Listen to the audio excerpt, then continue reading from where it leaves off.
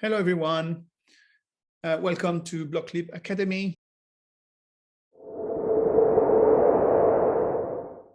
Now we can start thinking of new ideas. For instance, one which is very important in the Bitcoin ecosystem and fiat and cryptocurrency ecosystem is the concept of hard money versus soft money or easy money. Okay, so you've got hard money versus easy money.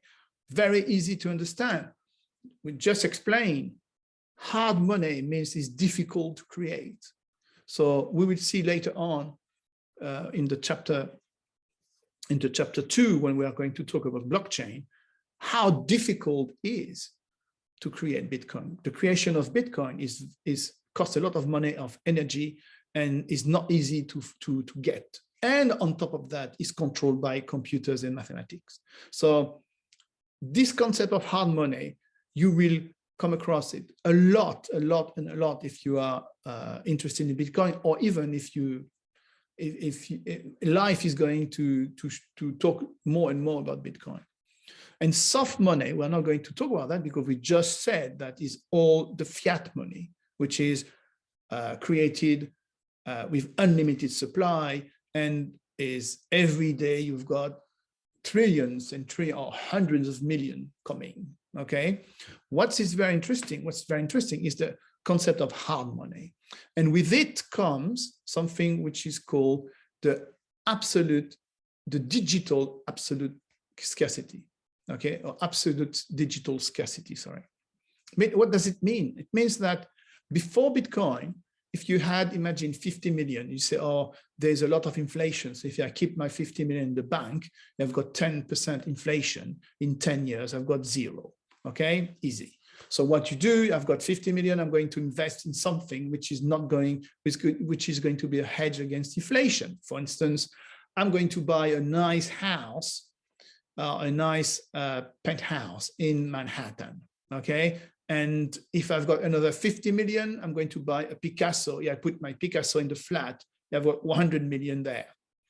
This what actually people do, okay? Because these assets are really not going down. If you've got like a 2-story building in Manhattan, it's not going to go down. The price is going to go up. The same for a Picasso. You've got one of the most famous Picasso is going to go up. Okay, so these are considered hard assets, very difficult or impossible to create, because in Manhattan, there is no space anymore, there is no land.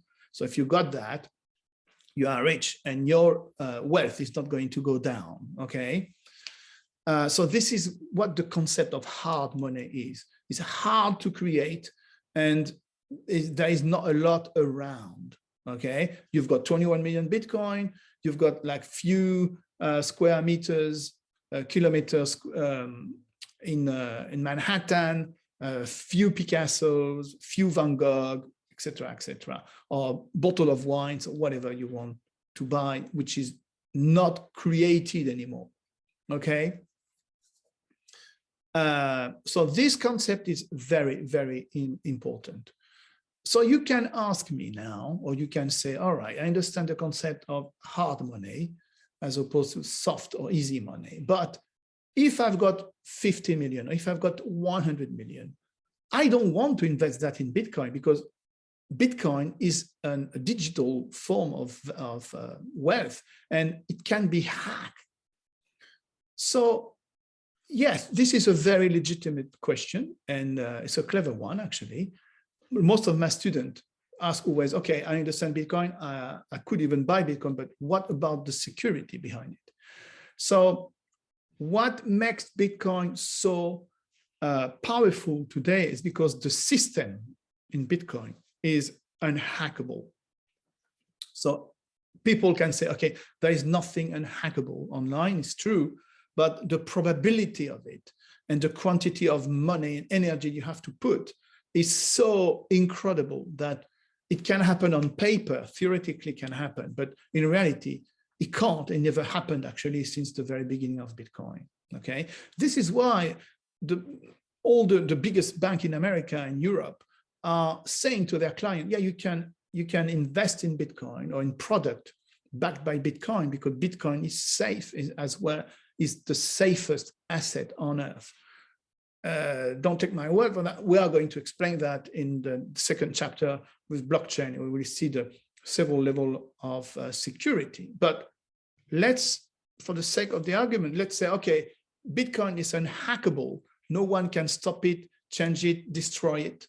And there is only 21 million and everybody wants it, meaning that Bitcoin is going to go up, up, up. If it's not this year because we've got a crisis or whatever, if you look, you zoom out and you see since the very beginning, the price of Bitcoin went up, up, up. Okay, it's like, I think it's 700,000% since the beginning in 2009. Okay, so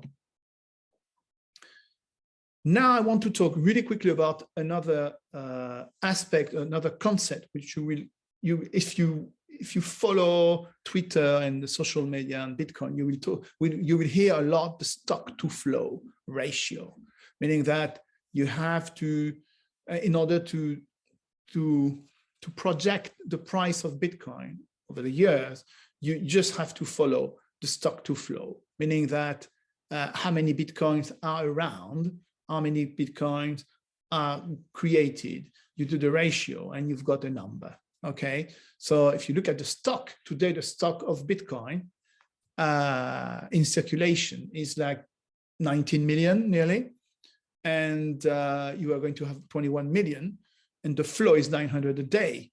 So you can see, and if a lot of people want it, obviously the price is going to go up. So I remind you, remember that the stock to flow ratio is going to be important. We are going to talk about that next lesson. The lesson 3 talks about the stock to flow ratio. Okay, so I repeat, Bitcoin is one, I think is the commodity which is scarce, absolutely scarce, and this is why the price is absolutely skyrocketing. And this year alone, in 2021, it went from 9,000 to 69,000. Okay, it's back now to 30. It's going to go back up. If it's not now, it would be at the end of 2022, but it's going to go beyond 100,000 maybe in less than 2 years.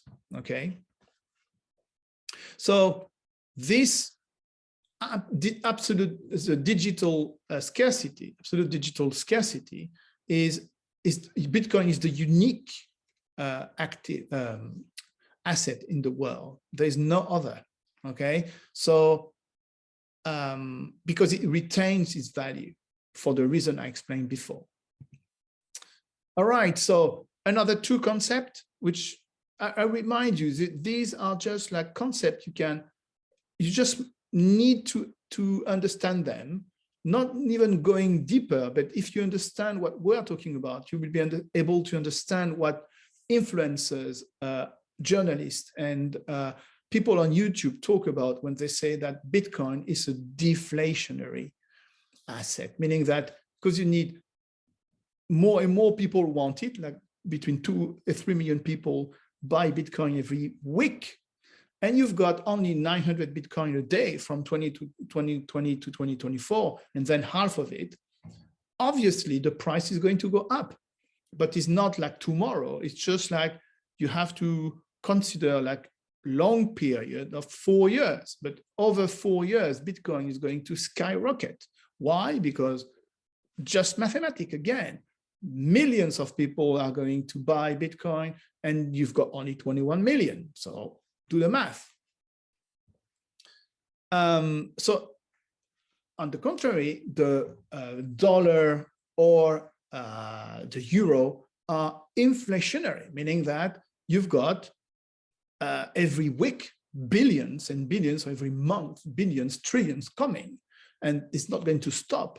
And actually inflation is now nearly 8%, 7% all over the Western world. Why? Because they printed so much money that now inflation is back. So when you want to protect your value, your assets against inflation, today, before you had gold, but today you've got Bitcoin, and this is what And we will see that again in further lessons. Institutions are looking into it like an asset which is better than gold. Okay, guys, so I'm done for today.